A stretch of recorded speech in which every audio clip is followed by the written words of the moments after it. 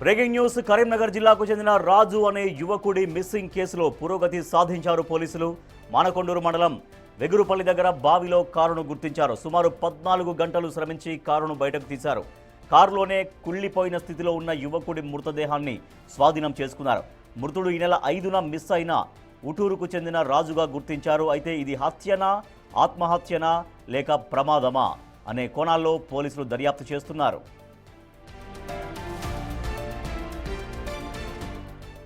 హైదరాబాద్లో ఓ private job చేస్తున్న రాజు ఈ నెల 3న ఫ్రెండ్ కారు తీసుకుని ఇంటికి వస్తున్నానని తల్లికి ఫోన్ చేసి తెలిపాడు. మరుసటి రోజు సాయంత్రం వరకు కూడా ఇంటికి రాకపోవడంతో పాటు ఫోన్ స్విచ్ ఆఫ్ కావడంతో ఆందోళన చెందిన తల్లి పోలీస్ స్టేషన్లో ఫిర్యాదు చేసింది.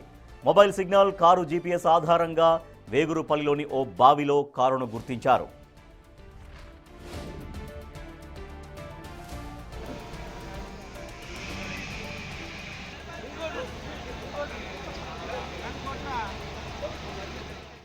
కరీంనగర్ జిల్లాకు చెందిన రాజు అనే యువకుడి మిస్సింగ్ కేసులో పోలీసులు పురోగతి సాధించారు. మానకొండూరు మండలం వెగురుపల్లి దగ్గర బావిలో కారును గుర్తించారు. ఆ కారులో కుళ్లిపోయిన స్థితిలో ఆ యువకుడి మృతదేహం లభ్యమైంది.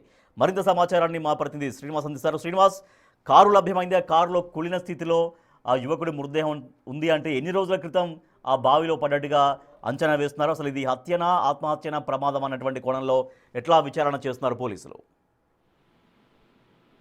ప్రమాదవశాత్తు కారు బావిలో పడ్డదని చెప్పి అయితే పోలీసులు నిర్ధారణకు వచ్చినటువంటి పరిస్థితి. ఈ నెల 3వ తేదీన ఇటు తన ఇంటికి వస్తున్నానని చెప్పి తల్లికి ఫోన్ చేసి కూడా తెలపడం జరిగింది. ఆ 3వ తేదీ రాత్రి సమయం లోపల వచ్చేటువంటి సమయం లోపలనే ఆ మూలమలుపు వద్ద కారు ప్రమాదవశాత్తు బావిలో పడి రాజు మృతి చెందినట్టయితే ఇటు పోలీసులు అయితే ఒక దర్యాప్తు లోపల నిర్ధారణకు వచ్చినటువంటి పరిస్థితి కనబడుతుంది. అయితే హైదరాబాద్ లోపల ఇటు ప్రైవేట్ జాబ్ చేస్తున్నటువంటి రాజు తను ఇంటికి వస్తున్నానని చెప్పి తల్లికి ఫోన్ చేసి కూడా తెలపడం జరిగింది. అయితే తెల్లారి వస్తాడనుకున్నటువంటి కొడుకు రాకపోయేసరికి సాయంత్రం అయింది. తర్వాత రాకపోవడంతో తెల్లారి పోలీస్ స్టేషన్ లోపల ఫిర్యాదు చేయడం కూడా జరిగింది. తన కొడుకు ఫోన్ పనిచేయట్లేదు అని చెప్పి ఇటు పోలీస్ స్టేషన్ లో ఫిర్యాదు చేసిన తర్వాత పోలీసులు కూడా ఇటు మండలం లోపల ఉన్నటువంటి పలు ప్రదేశాల లోపల గాలించారు. ఎంతకు ఆచూకీ లభ్యం కావడంతో ఇటు కారు నెంబరు తర్వాత దాని యొక్క జీపీఎస్ ఆధారంగా ట్రేస్ చేసేటువంటి సమయం లోపల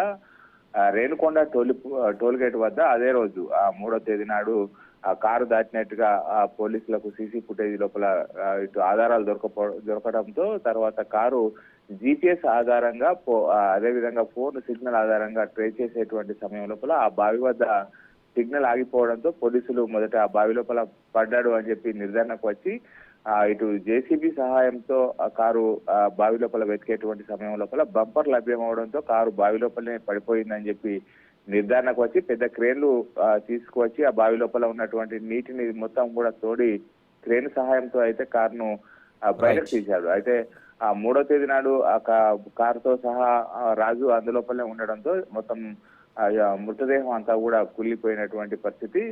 మొత్తానికైతే ఇటు వారం రోజుల తర్వాత రాజు యొక్క మిస్టరీని అయితే పోలీసులు ఛేదించినటువంటి పరిస్థితి కనబడుతుంది. ప్రమాదవశాత్తు రాత్రి సమయం లోపల డ్రైవింగ్ చేసేటువంటి సమయం లోపలనే ఆ బావి లోపల కారు పడి రాజు మృతి చెందినట్టు అయితే పోలీసులు నిర్ధారణకు వచ్చినటువంటి పరిస్థితి కనబడుతుంది.